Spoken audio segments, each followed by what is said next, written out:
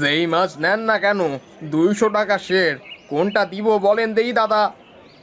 দাও দাও, আমাকে ওই বড় কাতলাটা দাও দেখি। এই নেন, এইটা 5 কেজি হয়েছে, 1000 টাকা দেন। এই নাও দাদা। আমাকে বড় বড় দেখা 4টা নওলা মাছ দিও। আমার হোটেলে এই মাছের ব্যাপক চাহিদা। তা তো হইবেই, এমন স্বাদের মাছ আমাগো নদীতে ছাড়া যে আর কোথাও পাওন যায় না। তাই তো একেবারে বেশি কইরা কিনা রাখুম, যাতে অনেকদিন ধইরা বেচবার পারি।